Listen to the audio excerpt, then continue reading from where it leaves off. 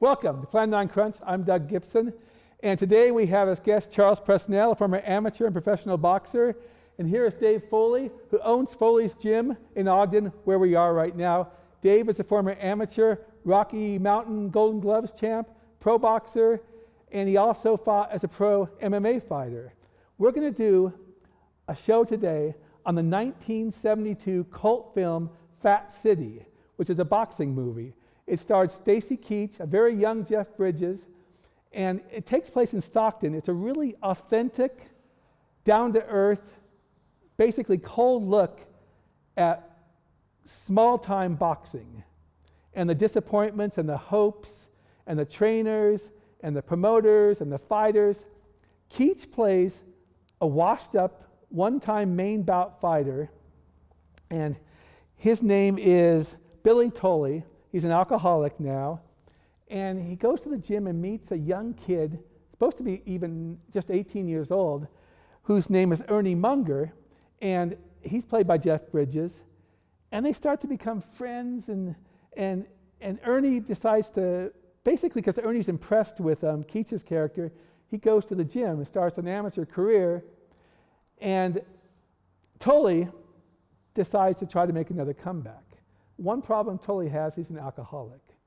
The film also focuses on two relationships between Ernie and his girlfriend turned wife, who's played by Faye, and the actress's name is Candy Clark. And Tully starts a precarious relationship with an alcoholic woman whose name is Oma, and she is played by Susan Terrell. The performances are superb, but what I want to talk to you about right now with Dave and Charles here is how accurately, in their opinion, Fat City portrays the world of boxing. There is a scene early on, after Ernie's got into the gym, became a fighter, where they're all piling into a car and going quite a distance to go to an amateur fight card. It will take us through also, they get there, they're in the dressing room, all getting pumped up, and they have the fights, and they don't do too well in the fights. What are they saying before they go? What are they saying? If you tell me. When they get in the car. Well, the managers. What's the guy? We got the winners. The managers. Ruben right Luna, here. which is played by what's his name again? He was coach in Cheers. He was played by Nicholas Colasanto, and he's all pumped up, and so is Babe, who is the trainer. Also, and that's exactly how you are when you get in the car getting ready to go. What about how do you guys as fighters? That's exactly how you feel, isn't it? When you get in the car to ride to the fight, you're like, let's go, let's do this. I was always pumped up, but I was also a lot like Ernie, where it's just like I'm pumped up, but I'm also just kind of just going through my emotions, just kind of moving around, but just kind of even killed. I wasn't like the other kid who was just like, I'm gonna knock him out. I'm gonna knock him out. He's gonna hurt when he eats tomorrow. Every time he takes a bite tomorrow, he's gonna think of me. I love them too, because there's always somebody in there. There's always somebody in there that's talking pumped up, that pumps other fighters up. And that was the type of guy that I needed to be around to get into the mood, because I'm not really excitable until after the fight. And what ended up happening to that guy? He ended up losing. Well, as he said, you kept your guard down. They all end up losing, right? Yeah. So what happens? You were talking about that as a positive, that 15-year-old kid Buford, but then they're all sitting there disillusioned afterwards. And they said, is it the job as a coach to pump them up? I thought that was part of it. They were all pumped up right beforehand, and then it showed them all desolate and just beat up. One guy had a black eye, the other guy's cheek was all puffed up. Now, as managers or coaches, what's the guy doing in that cafe afterwards? Ruben's trying to pump them up, right? How do you deal with a fighter, a young fighter, who you're friends with, even as a fighter or as a trainer? How do you get them to deal with a loss? It's really easier to get them when they're young fighting. So they're going to fight a lot, and they're going to get used to losing. Because if you fight a lot, you're going to lose.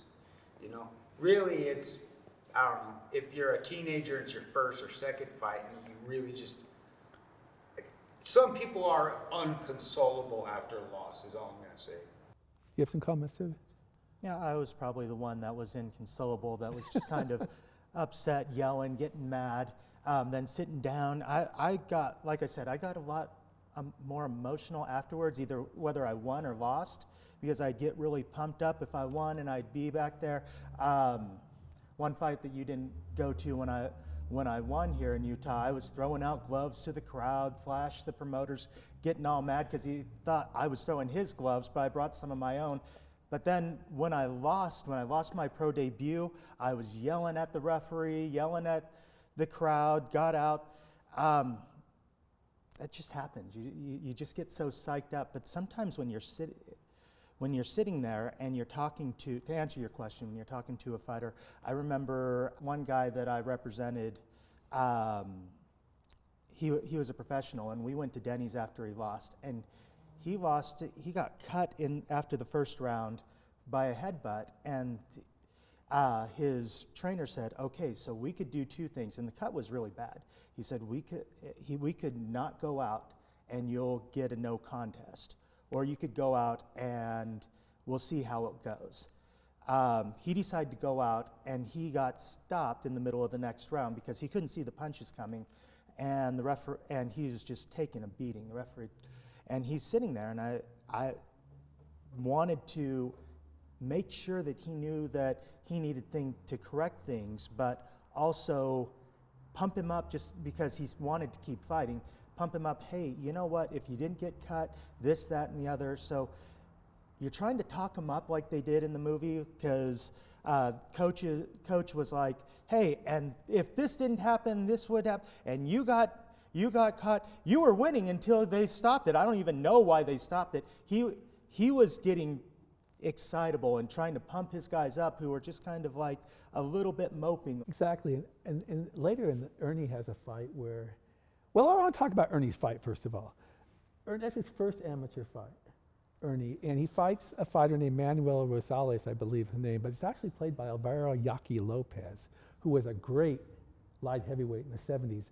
People, if you want to see one of the greatest fights of all time, go to YouTube and watch Matthew Saad Muhammad versus Alvaro Lopez.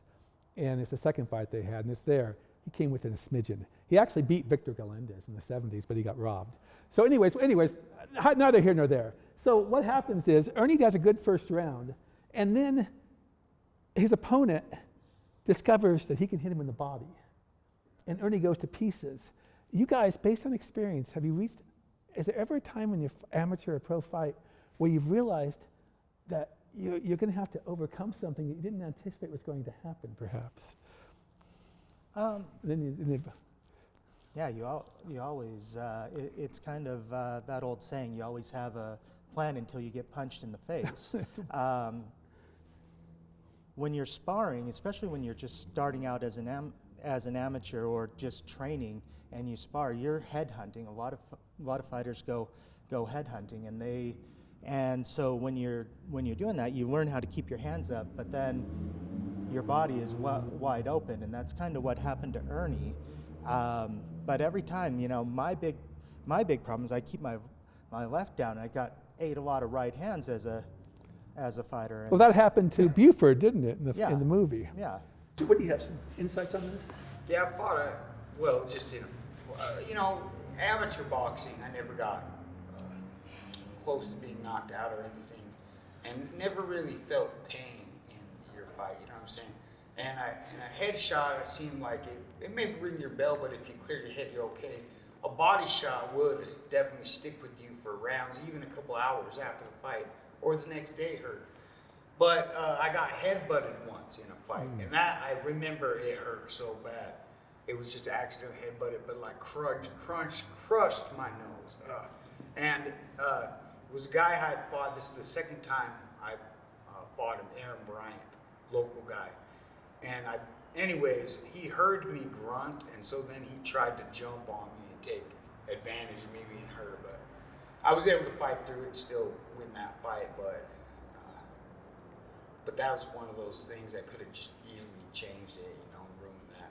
Okay, the whole ambience of that amateur card, when they walk in, the people, does that bear a resemblance to what you guys went through to amateur cards like that? The crowds and everything like that? I mean, yeah, sort of, because I fought so many amateur fights. Sometimes they were at a venue like this. Sometimes it was at a church, you know. Sometimes it was at the Elks Club Lounge. High school gyms, Yeah. all kinds of, in amateurs, they could be just about anything. I remember doing smokers out at a on a military base near our house, and they would just, they could be just about anywhere. It's amazing. Smokers, that's an old-fashioned term back then, yeah, of fights that were not recorded, right? Yeah, they were unsanctioned. Sometimes they had different rules, like they would be like 1-minute rounds or whatnot, and most of the time it was just going out there. It was more tough man than anything else. What, when they go to the gym, where there's a guy named Gil, I can just see Gil, he greets everyone in the gym, all right, the old guy, and then Ruben's there and Babe's there, and they almost seem to salivate at the possibility of finding a prospect. I mean, that when they see Ernie, they get all excited. Do managers really have those overt dreams when they see these I kids? think people who are new to the sport do. People who are new to the sport, I mean, of course, I think it's human nature to, in general, think, like, what if this happened? You know, the thing is, I just really think the whole moral of this story is there's no career in boxing. In general, experienced coach understands that. And so I thought they were, overreacting, like, hey, this kid's really got some potential. He's got a reach on, I was like, okay, Well, do you have any comments? And I'll answer the question here. I would agree with Dave. I don't know, when I first started training guys, I would start thinking, oh man, this guy, he does this well, he does that well. He could get in the ring, he can move around, he already does this. And I started thinking that, but as I worked with more guys, more kids, and I noticed that, yeah, they would maybe come for a couple weeks, and then maybe once a week, and then maybe once a month. They'd pop in and out of the gym, and I learned how to not get my hopes up on a lot of these kids. I mean, because Those are good points. You know, the funny thing is, Ruben, and maybe this is an area where the film is not quite 100%. Ruben really seems to have dreams. He tells Tully, I've got 4 kids, you know. He talks to his wife, and she's not interested, talking about the new prospects and everything. But it is true that a lot of fighters lose interest, right? Young. I've seen them go through here at Foley's gym. Think about it.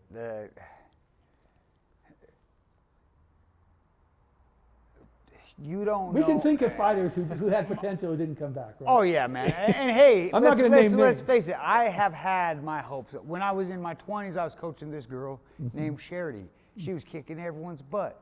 It was a different type of economy then, and also I didn't know all about boxing. There was some girl fighters that I thought were making money, and I thought, maybe she could make some money. But really now, at this point, I've known many pro fighters, and at one time, maybe in the 90s, you could make a living fighting for Top Rank because you would fight once a month on a smoker bout that you get paid for that you wouldn't even go on your record. Like a buddy of mine got a fight on a yacht that they just paid him to go 10 rounds. It's like John L. Sullivan versus Jake Kilray. And then he got paid to fight at the Playboy Mansion. And so it was just 10 rounds, fight the guy, win or lose, doesn't matter. You're going to get paid. And I don't know if that's going on like right now. I don't think it is. I don't think there's a lot of money to be made. That's a good point, because I once met a guy named Mike the Giant White, who was a huge heavyweight in the 90s. And he fought on HBO a couple times. He actually scored an upset over one. It may have been one of the Klitschko's, I can't remember. But I was shocked to see he got $100,000 for that fight on HBO. Do they make that now, do you think? No. I don't. There's not as many platforms to make that much money anymore. I don't think the money's in TV as much as it was. Well, it's all controlled in Saudi Arabia now, isn't it? Yeah. But I want to get to one more thing. There's a scene I love where Ruben is excited about Ernie, and he's talking to these guys in the gym, including Babe, about how good his blood is or something, all right? And Babe can't stop talking about something else. That's some and weird it is thing, driving Ruben crazy. And I think there are subtle things in this film about boxing that the average viewer might not. Is it possible that Babe, by the way, played by Art Aragon, a great fighter in the 50s, Babe might be just demonstrating some kind of beginning stages of being punch drunk? What do you guys think? What about the whole dude peeing blood in the toilet? Well, I want to get to that. That's a very important. I want to get to that. But it was so like they just kind of overpassed that, right? And then was he supposed to have a? Was that represent he's already bleeding internally, and then when he fights, he takes a lot of body shots, right? Because that's one of the most powerful scenes in the movie to me. You've got this fighter, Arcadio Lucero.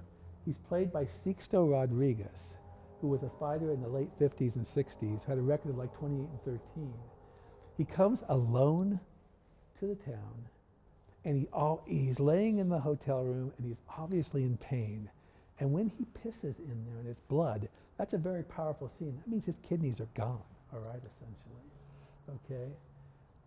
And I guess the question I'd like to ask you, do you know of any fighters who go into fights who shouldn't be fighting? You first.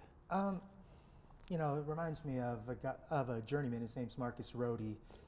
We brought him in to fight Billy Zumbrun. I saw that fight. That was back in 2013, and I remember picking him up at the airport, and he was walking with a little bit of a limp, and he kept on had his hand near his rib most of the time, moved around kind of slowly. We took him to get to do his medicals, and he passed the exam, but he's hitting up the doctor for blood pressure medications and other medications that what would normally be maintenance drugs. And I talked to him afterwards, and he's telling me, yeah, I need to be on all of these medications. This is just how I get it because I don't have health insurance. He went in there, he moved around for a couple rounds, and then got hit in the body and went down and stayed down. And if you talk to him, he wasn't punch drunk or anything, but you could tell that he was going through the motions and I believe he was probably like 43, 44. He had a lot of abuse on his body. I think he had like 80 fights and had lost like 40 by a knockout by that point. Yeah, Dave, do you have any Did he examples? pass away? No, he's still alive. He's still. Who's the guy that passed away when Billy Okay, fought him? Billy fought a guy, I can't remember his name. I thought that's Bradley the Roan. guy, what? Bradley Roan. Yeah, that guy died of a heart attack at the end of the first round. Yeah, his mom had died like a week before, and he only took the fight to pay for to go to his mom's funeral. Oh my gosh. Do you have any examples of guys going into the ring? You don't have to get named. Yeah, man, I had a homeless guy come in. What happened was a guy called me, said he's a pro, he's new in town, he wanted to train, so I said, okay, be there Monday. He called me, he was like a block away, couldn't find the place, so he found it, and I'm waiting at the front door for him. He walks right by me, he comes in, he sets all his stuff down, he starts looking around, and I'm like, so I had been hearing stories about this weird guy going around the gyms and trying to spar hard. And I thought it might be him, so I called the coach and I said, hey, what does that guy look like? And it wasn't him, because this guy was much smaller. And what happened was he goes, does he look like this? Is he like, I go, yeah. He goes, oh, I know exactly who it is. He just fought on Flash's show.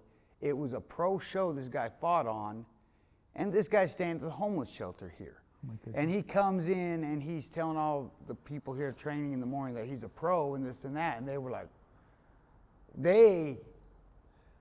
guys like Gabe and these amateurs were like, is this guy really, why is he saying he's a pro? They could see through it, but How did he get on the card? well, that's the thing, Doug. Did you know boxing's very corrupt? Yeah. You not say? So they probably just needed he gets $500 or whatever to take a fight, and it's terrible, man. In that fight card in the movie, the fighter, by the end of the first round, Tully says, there's something wrong in his body or something, all right? Oh, yeah. And so Tully senses it already immediately. Doug, Oh man. Did you see this movie when it came out? Well, if it came out, I would have been like about 8 years old, okay? But I have seen it I watched it 3 times this week, and I've watched it 8 or 9 times before. Man. It's the best movie about boxing because it is drives. not. Go ahead. I'm sorry. Well, it just drives the fact that 98 to 99% of these people, it's about the 98 to 99% who don't make any money in the sport. Right. All right. Right. Yeah. Did you ever see the movie from, I think it was the really early 90s? It was called Gladiator, the boxing Oh, yeah. movie That's with a Cuba great I Gooding haven't seen Jr. that movie. Cuba Gooding Jr. QB You've never Gooding, seen No, that? I haven't seen it. Oh man, you're gonna love that one, Doug. Well, I If you will. love this one so much, wait till you see Gladiator. Well, the thing I like about this movie, though, watch can't Tully's believe- face after he wins the fight. There's no change in the expression. Oh yeah, what happened? The whole thing where he gets real beat up, and then all of a sudden he's like just staring out into space. He's staring out. He didn't even remember. He says, "Did I win?" Yeah, I think Yeah. that was supposed to be doing what you say, signaling the early signs of. dementia. But I thought, I don't know, I definitely noticed it, and so maybe the acting was good, but they kind of just glazed over it, you know. They did. I think there's a lot of subtle nuances in this film about small-time boxing and the hopes and dreams that just. Ernie Munger represents a fresh face with a lot of hopes. Okay, Tully represents a guy who had his big shot. He lost a big fight in Panama. He's blaming Ruben for not being there, and that seems to be his crutch, that and alcohol. But it's like two sides of the whole game Sure. and everything. I want to ask you something. When Ernie gets knocked out in 23 seconds by a fighter, okay, and he opens up, he goes, "Did I get knocked out? What round was it?" Have you guys had any experience of a hit like that and not knowing what happens afterwards? I mean, yeah. Yep. Yeah, man. I got knocked out in Canada. I know, and I'm going to ask the next question, but tell us about Canada. What happened was I was sitting in the corner between rounds and they started taking off the guy's gloves. So I was questioning, why are they taking off his gloves? And the corner looked at me like, what? I said, why are they taking off his gloves? They go, the fight's over. I said, what, why? And they were like, you were taking too many shots or something. And I was mad. I fought Albert Onulhos. Yeah, he was he was a contender back then. Yeah. And so, anyways, I was mad that I lost, so I walked to the middle of the ring. They announced him the winner. I get out, and I was checked by the doctor, whatever. I felt okay, and then I saw my buddy Tonis Kruger, who lives in Canada. And that was what threw me off, because I was like, wait a minute, what's Tonis doing here? And then I was like, wait a minute, am I in Canada? And then I didn't remember being in Canada. So I asked my wife to come here, and I was going to ask her a question, and I said, I knew if I ask her, am I in Canada, she's going to freak out. So I said, nothing, never mind. And then a second later, babe, come here. She's like, what, never mind. That's it's very common when you have concussion. You'll repeat yourself over and over, ask the same questions. So finally she's like, what? I'm all, are we in Canada? That's fascinating. And I love it. Now, you've been knocked out. What's some of the experiences like? Well, I wasn't knocked out unconsciously, but when I fought Eric Bozan, it was similar. 23 seconds it was 26 seconds that he was stopped in, and he came out and he charged me, and he landed a left hook to my body and an overhand right, and I backed up, and then I don't remember anything until I was sitting on the stool, and Kenny Rayford's telling me, I'm going to tell you why you lost that fight. And I'm like, Well, I think you had a concussion. the fight's over? This isn't in between rounds? And he That's starts to interesting. tell me what goes on and what was going on, and then the doctors, then I look up and the doctor's there asking me all these questions that I had no idea of how to answer them.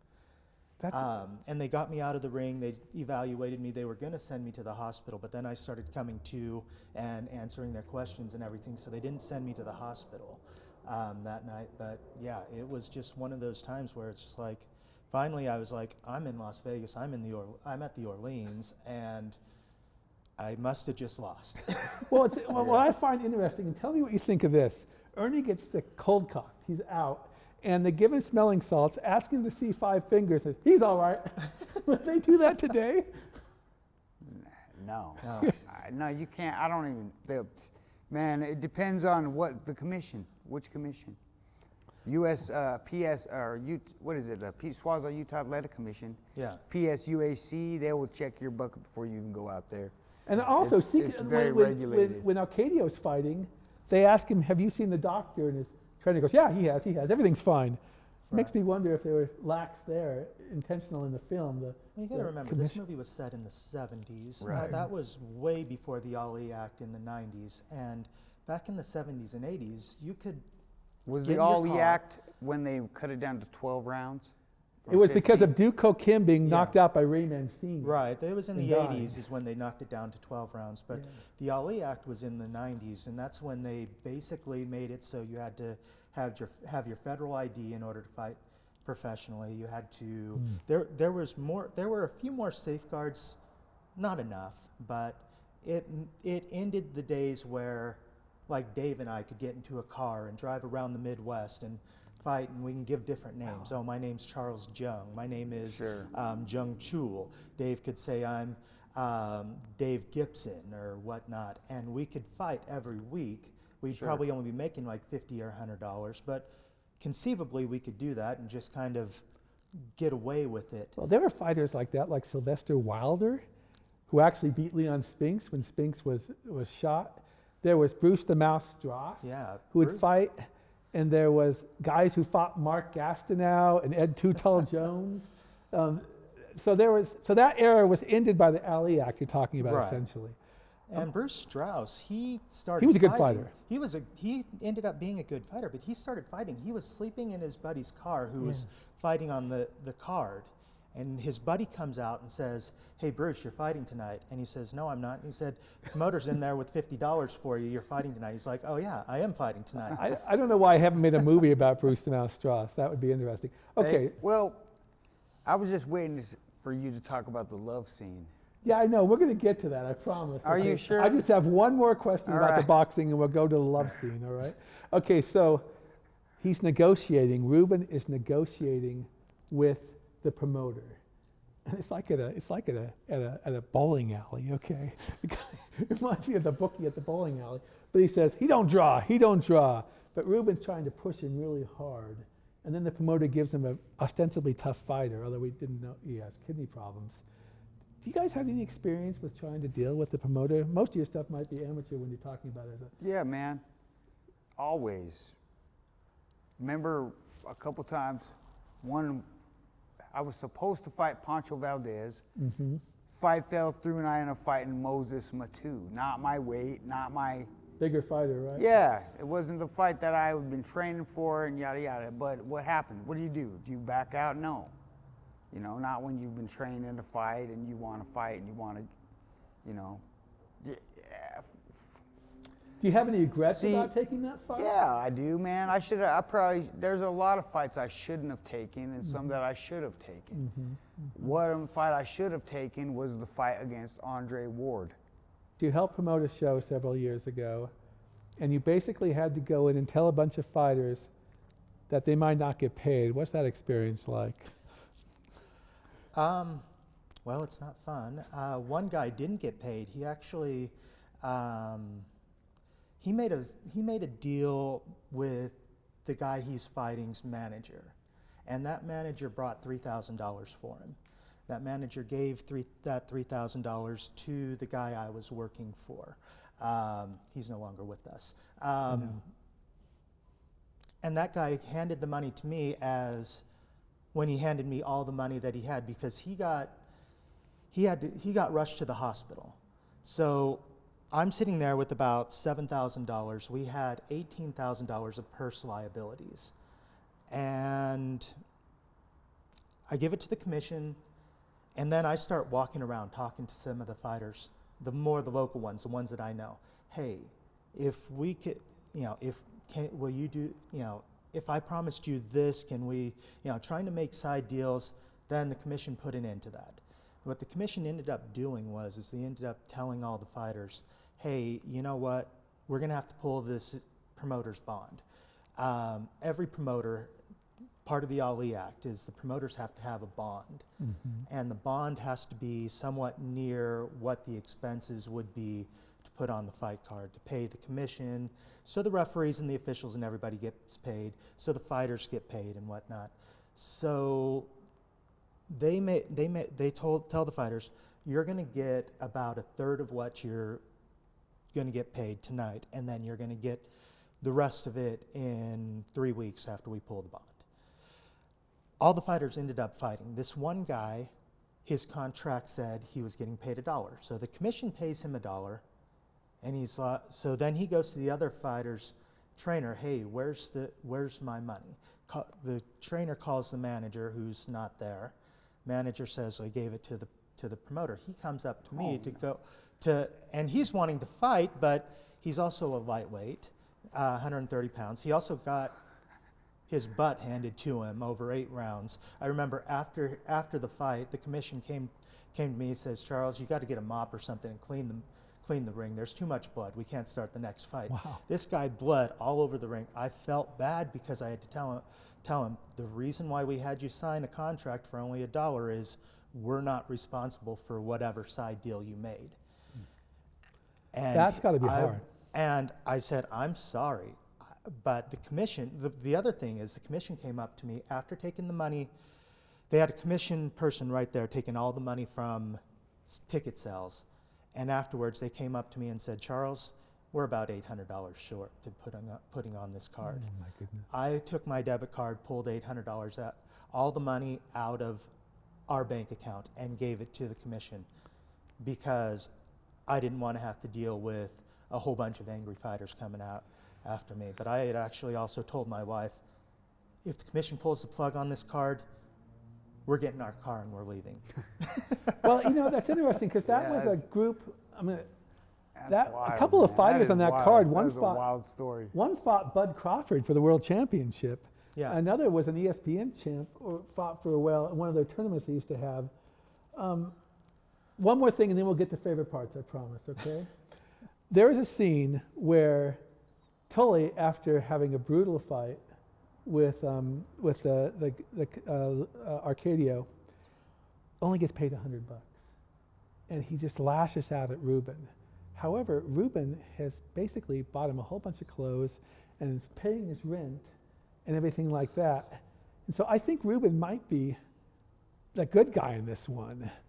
What do you think about about just fighting as hard as you can and getting $100?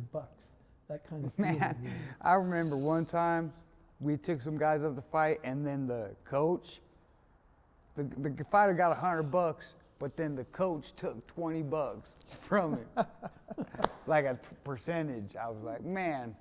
Well, he's taking a 20% thing. Yeah. Well, they could take 33 1/3, Yeah. according to most managerial contracts. Hey, it was hilarious when it went down. How much did you get, if you don't mind telling me, in some of those club fights when you were a pro boxer? I would get paid I got paid $3,000 to go up to Canada. Yeah, but and I'm get talking about the ones beat in up Utah by and Idaho. Albert Nolhos. $1,200 in $1,200. Utah. Okay, that's not too bad. $200 or $300 a round, whatever. Yeah. Now you got expenses to go to Canada, right? But also, Doug, I was one of the more popular fighters in Right, Utah Utah. at my Right. time. Okay. So I bring in a few more extra crowds. So if I was making $1,200, that means they were making $800 or something. Okay. It's not great. Okay. And How much did you get in when Vegas? I made my pro debut in Utah, I got paid $400. $400. In my last fight, I got paid nothing. Your And I la- got knocked out. Well, that was a no contest, though, wasn't it? Eventually? I still I got saw knocked that out. fight. Well, I want to The mention. result was a no contest, but I still got knocked unconscious. Well- Not unconscious, but And that was I our was buddy. on the ground. That was our buddy Gary Cobia. But I want to say one more thing. I actually chatted with Marcus Rode after his fight, yeah. and I saw something I've never seen before. Rode went over to one of the promoters, and they gave him a bunch of bills, and Rode put it in his pocket. He wanted to be paid in cash, obviously, didn't he? Most promoters in Utah are on a cash basis Are they? anyway. Okay, I didn't know that. I thought maybe there was some kind of thing. I With think most of my fights I got a check. Okay, you got to check. But I fought for Jennifer Howe and Jennifer, Flash. she's the wife of the MMA fighter. Yeah, right? Jennifer and Flash mostly. Mostly. I did fight for Isaiah a few times. That might have been cash. Right. You know, Eddie had some fight cards back in a while. Oh yeah, I almost got killed Man, because Eddie is a 500 really- pounds came flying at me as the ring fell down. My shoulder didn't. Well, I shouldn't talk about myself. I was right there. Those guys landed like on our table. They landed on my shoulder. Yeah, that was amazing. Okay, The corner with the turnbuckle popped out, and then the ropes drooped. Oh and my gosh, it that was fell out. scary. I just got to say, yeah, being a promoter is a real hard job, man. Eddie is one of my best friends. We're best friends still. We've never, ever had beef, but when he was promoting, we had beef because it's a business, right? It's a tough thing. And so, yeah, it's wild. That's why there's not a lot of boxing promotions around Utah. Okay, there's one more scene, then we will. At the very end of the film, near the end of the film, where Tully has knocked out the guy from Mexico, they're all in the arena, everybody's happy, and they're about to leave. And then about 20 seconds later, you see Arcadio, dressed in the great suit, walking out of the arena by himself, and as he's walking, I think this is intentional, the lights go out in the arena. Okay, do you ever feel like that after a fight? You know, that the lights went out for you, you know, and is there a down moment after a fight? Now, I know it's more symbolic in this case. Yeah, I think you put a lot of. No, I'm just kidding. No, what you're saying is definitely a thing, man. After a fight, it's wild. You can't sleep all night, win or lose.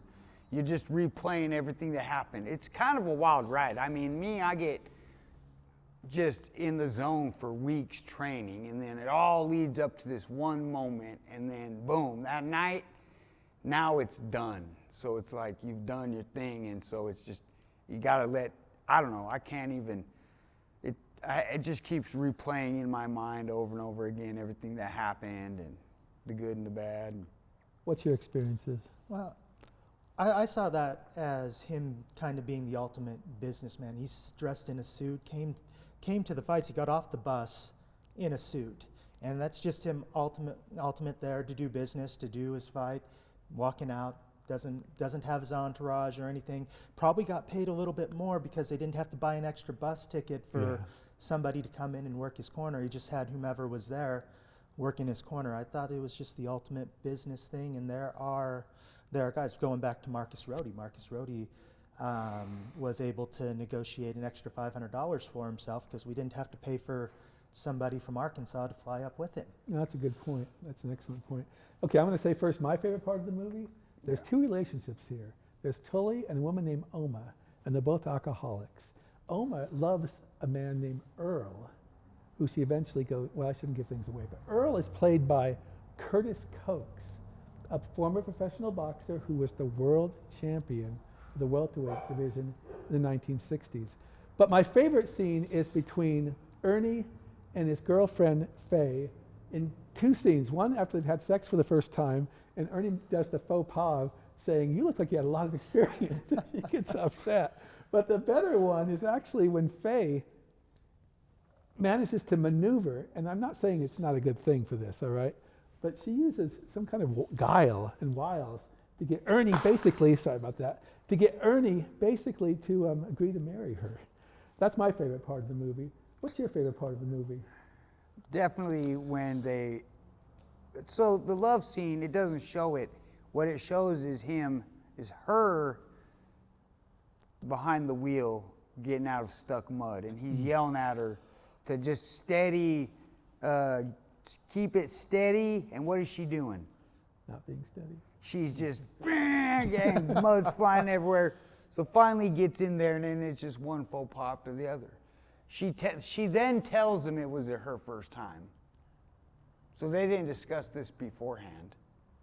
Well, they're in the car. Then he says, "Well, you sure acted like you knew what you're doing." So then she gets offended. Yeah. Yeah, and then I just think it's funny. and actually. then what? Yeah, Doug, everything about it is funny. It is hilarious. I rewound it and videoed it on my phone, that scene. What does she say? She says, "Hey, would you call me in the morning?" And what does he say? You tell me. What for? What for? He said, and she's flat. I just want to hear this. What for? They just made love. What kind of guy is this, man? He's He's not. 18 years old, almost He's 19. 19. He said he's almost 19. I Well, think. let me, Doug. Let me tell you. What happens is he goes. Oh, so this was your first time? Like he's stunned. And she goes, well, certainly is. Certainly is what she says. And she goes, you've probably done it a lot of times before, right? And he goes, well, sure, I'm going on 19. Yeah, 19 years old.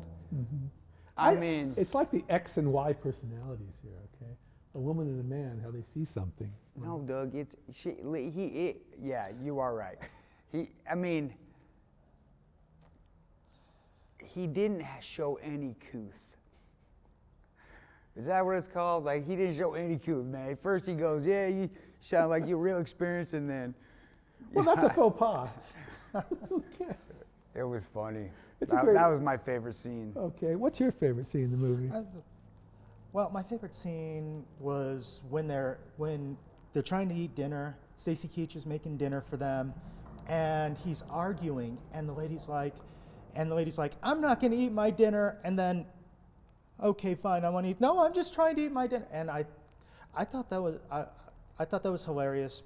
Basically, because I'm a father and I have a 6-year-old, that we have that argument every night.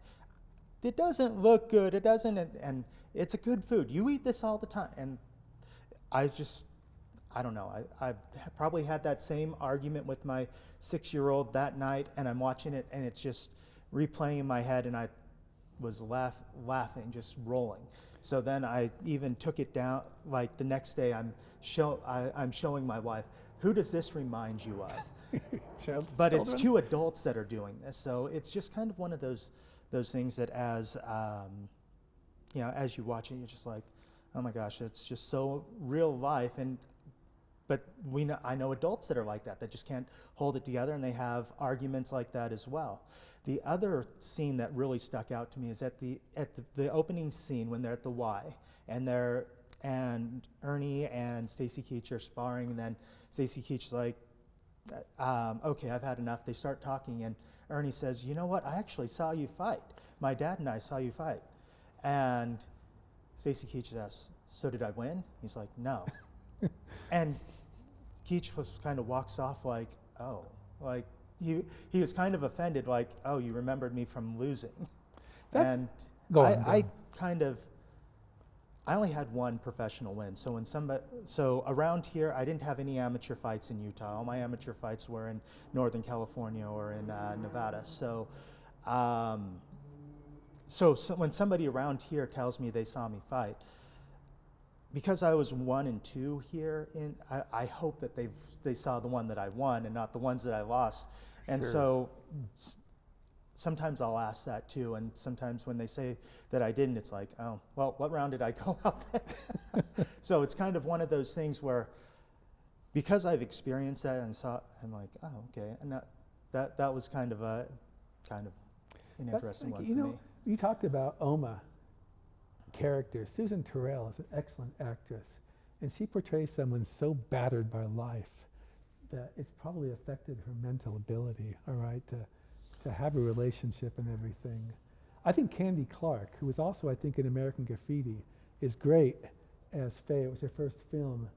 And Marlon Brando was actually supposed to play Tully, but it fell through. But I think Did we Faye's talk about Coach? Coach, well, of course, Ruben is Coach. Costaleno, whatever his name, Leno? Nick? Yeah, Costaleno. Yeah, we did. Yeah, we did. We did talk about He him. yeah. became Coach, and I think he does a good job. One more boxing reference in that film is the referee in the main event that Tully fights. It's Al Silvani.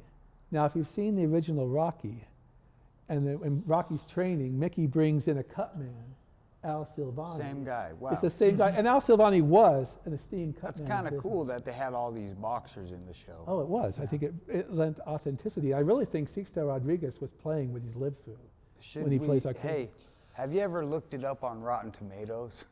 It's a big. It has high rating. No way. It does, Dave. I mean, this is considered a classic film. And John Huston is one of the great directors. Huston was an amateur boxer and allegedly a brief pro also. Trying to think, I think we've covered this pretty thoroughly. Right now you can watch this, you can rent this film anywhere, Amazon or YouTube. And Holy Amazon is selling frijoles. it for $7.99 right now as a buy. I highly recommend it. Wow, it's got 100% Yes. tomato meter and an 84% popcorn meter. It's a great film. I am stunned. By the man. way, it's based on a novel by Leonard Gardner, which is a superb novel. But what's Okay. interesting about this film, Oh man, I bet you this novel. I'm going to tell you something, the novel and the film are equal, All right. and they're both great. So anyways, thank you, Dave. Thank you, Doug. Thanks, Thank Doug. you, Charles. And I hope you guys watch the movie. We're Plan9Crunch. You can subscribe to us at YouTube. You can subscribe to us at TikTok and Plan9Crunch podcast and blog at Facebook. And we have a blog called Plan9Crunch.com. Steve Stones and I and Joe have written lots and lots of stuff. I've reviewed Fat City on the blog, the novel. And anyways, thank you very much. And that's a wrap.